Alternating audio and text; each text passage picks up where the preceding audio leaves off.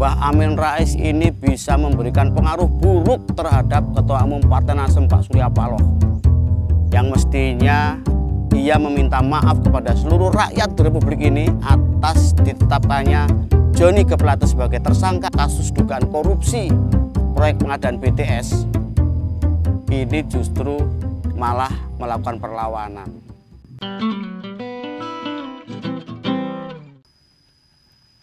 Sepertinya Ketua Umum Partai Nasdem Pak Surya Paloh ini perlu disadarkan. Karena pasca ditetapkannya Johnny G. Plate yang merupakan kader terbaiknya menjadi tersangka kasus dugaan korupsi proyek pengadaan BTS oleh pihak Kejaksaan Agung, kondisi Pak Surya Paloh shock. Kalau kita lihat di berbagai media ya, baik media sosial maupun media mainstream, sepertinya Pak Surya Paloh ini belum bisa menerima kenyataan. Bahkan menuding ini adalah politisasi hukum. Karena memang Partai Nasdem ini sedang gencar-gencarnya mempromosikan, mensosialisasikan Mas Anies Baswedan sebagai bakal calon presiden yang akan diusung pada pemilu 2024 yang akan datang. Tetapi itu kan nggak ada hubungannya dengan kasus dugaan korupsi yang dialami oleh Johnny G. Plate, kader terbaiknya, sekjennya, yang pada saat itu menjabat sebagai Menteri Komunikasi dan Informatika Republik Indonesia.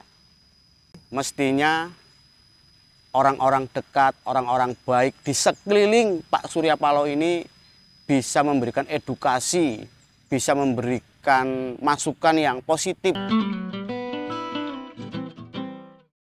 Mas AHY, Ketua Umum Partai Demokrat yang masih muda, ganteng dan gagah, itu saja bisa menerima kenyataan rekan koalisinya dijebloskan ke penjara atas kasus dugaan korupsi itu. Mas AHY sangat menghormati proses hukum yang sedang berjalan. Kami tentu dengan hati yang baik ingin benar-benar menghormati proses hukum yang berlaku. Kita ingin juga hukum di Indonesia ini ditegakkan secara adil tentunya, tidak tebang pilih. Oleh karena itu, kami berharap bahwa penegakan hukum benar-benar murni penegakan hukum. Kita harus menghindari segala bentuk politisasi.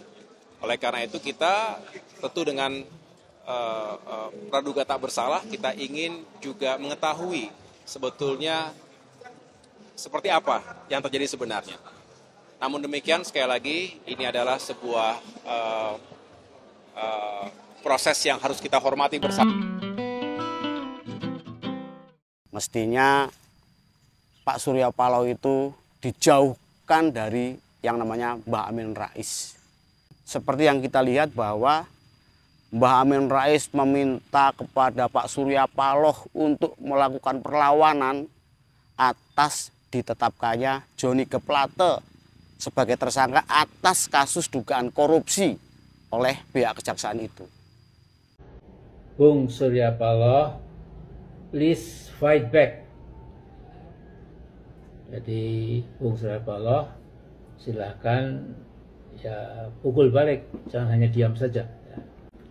Saudaraku, Johnny Plate, Menteri Jokowi dan tokoh penting di Nasdem sudah jadi tersangka, sudah meringkuk di tahanan penjara Salemba. Nah, tuduhan korupsi sebesar lebih dari 8 triliun rupiah sedang didalami oleh Kejaksaan Agung. Ada persamaan dan perbedaan yang pokok antara Jokowi dan Surya Paloh. Persamaannya, dua-duanya diasuh oleh kaum oligark. Dua-duanya sangat akrab dengan bandit-bandit oligarki yang sedang dan terus mencoba mengangkangi Indonesia. Mestinya Mbah Amin Rais ini bisa menyadarkan Pak Surya Paloh, bukan malah menjadi kompor, malah memprovokasi, ngompor-ngompori agar Pak Surya Paloh melakukan perlawanan. Karena kalau kita lihat dari apa yang disampaikan oleh Menko Polhukam, yaitu Pak Mahfud MD, bahwa kasus ini tidak ada hubungannya dengan politik. Kejaksaan Agung memastikan sudah mengantongi bukti cukup untuk menjadikan Plate sebagai tersangka. Peran Joni Plate dinilai Kejaksaan Agung cukup besar sebagai menteri dan juga pengguna anggaran. Peristiwa tindak pidana korupsi, proyek pembangunan infrastruktur BTS 4G, paket 1, 2, 3, 4, dan 5. Tentunya selaku pengguna anggaran dan selaku menteri. Dana yang digulirkan proyek senilai 10 triliun sekian, kerugian negaranya 8 triliun sekian. Nah, ini mungkin harus kita cermati bersama bahwa ini bukan peristiwa pidana biasa. Proyek pembangunan menara pemancar internet cepat 4G Kemkominfo ditargetkan untuk mempercepat koneksi internet di daerah terdepan, terluar, dan tertinggal atau 3T. Dalam perencanaan, Kementerian Kominfo akan membangun 4.200 menara BTS di berbagai wilayah. Kepala Badan Pengawas Keuangan dan Pembangunan atau BPKP Muhammad Yusuf Ateh menyebut kerugian negara dalam kasus ini mencapai 8,03 triliun rupiah. Sebelumnya, Kejaksaan Agung menaksir kerugian negara mencapai 1 triliun rupiah.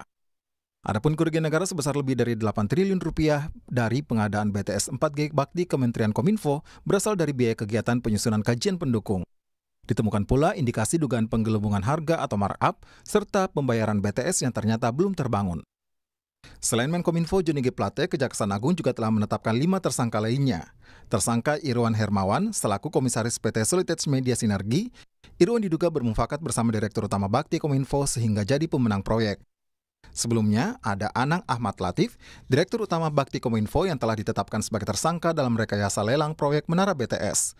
Lalu ada 3 tersangka lain, Gelombang Menak, Direktur Utama PT Mora Telematika Indonesia, Mukti Ali, Akun Direktur PT Huawei Tech Investment, dan ada Yohan Suryanto, tenaga ahli utama Human Development Kampus UI tahun 2020 yang diduga membuat riset fiktif terkait proyek BTS 4G. Jelas ya, kerugian yang dialami oleh negara ini 8,32 triliun. Sekali lagi, Mbah Amin Rais mestinya bisa menyadarkan Pak Surya Paloh, bukan malah memprovokasi, ngompor-ngompori agar Pak Surya Paloh melakukan perlawanan. Mbah Amin Rais ini bisa memberikan pengaruh buruk terhadap Ketua Umum Partai Nasdem Pak Surya Paloh, yang mestinya ia meminta maaf kepada seluruh rakyat di Republik ini atas ditetapkannya Joni G. Plate sebagai tersangka kasus dugaan korupsi proyek pengadaan BTS. Ini justru malah melakukan perlawanan. Dan yang saat ini ditunggu oleh seluruh masyarakat rakyat di Republik ini adalah kebesaran hati Ketua Umum Partai Nasdem Pak Surya Paloh bisa meminta maaf kepada seluruh rakyat di Republik ini atas kasus dugaan korupsi yang menjerat kadernya di Partai Nasdem.